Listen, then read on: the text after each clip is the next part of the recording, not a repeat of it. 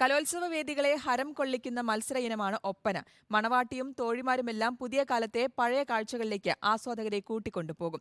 കാലം മാറിയെങ്കിലും ഒപ്പനയ്ക്ക് വലിയ മാറ്റമൊന്നും ഉണ്ടായിട്ടില്ല.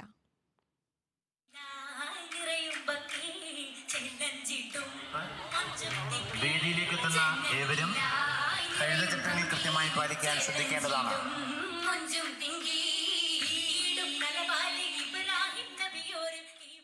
കുമാറേ, എന്താണ് ഞാൻ ഇങ്ങനെ ആലോചിക്കുക, മണവാട്ടിയല്ലേ എന്തിനേക്കും ഇങ്ങനെ പഴയ കാലത്ത് ആഭരണങ്ങൾ പോയിടുന്നു?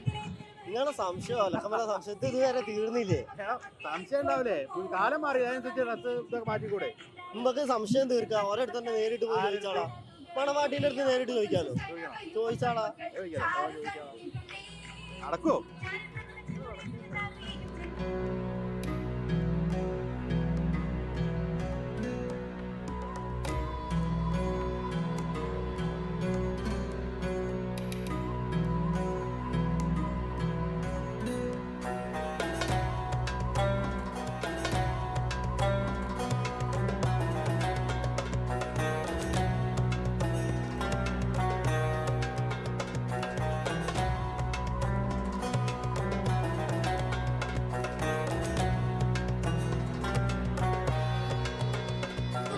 സംശയമായിട്ട് ഇങ്ങനെ നടക്കുകയായിരുന്നു. അതായത് ഈ മണവാട്ടിക്ക് ഇത്തരത്തിലുള്ള പുതിയ ആഭരണങ്ങൾ ഉണ്ടല്ലോ, പണ്ട് മുതലേ ഉള്ള അങ്ങനെ ആഭരണങ്ങൾ വേണം നിർബന്ധമുണ്ട് ഈ കാലത്തും?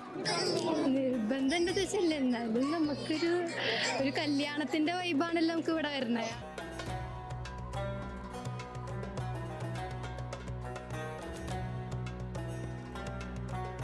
പനാന്ന് പറയുമ്പോ അത് കുറെ കാലങ്ങളായിട്ടുള്ള സംഭവമല്ലോ. അപ്പൊ നമ്മള് ബാക്കിലുള്ള ആ ട്രഡീഷൻ ഫോളോ ചെയ്ത് ഇപ്പോഴും വരുന്നു, അത്രേ ഉള്ളൂ.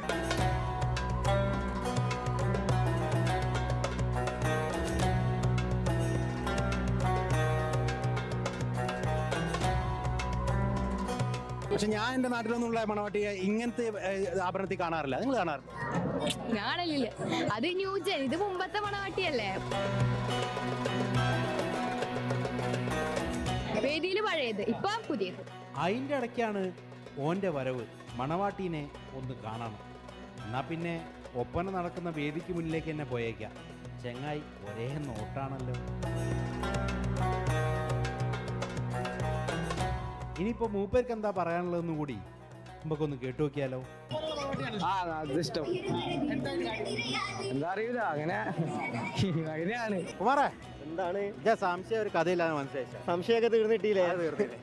ഓൾക്ക് കുഴപ്പമില്ല, പിന്നെ നമുക്ക് എന്ത് കുഴപ്പം? ഒരു കുഴപ്പമില്ല. അപ്പോൾ എൻ്റെ കൂടെയുള്ള നന്ദകുമാറിനും വീഡിയോ ജേർണലിസ്റ്റ് വിനീഷ് ഒളോണയ്ക്കൊപ്പം കലോത്സവ നഗരിയിൽ നിന്നും reporter Deepak Malayamma, in reporter, Kollam.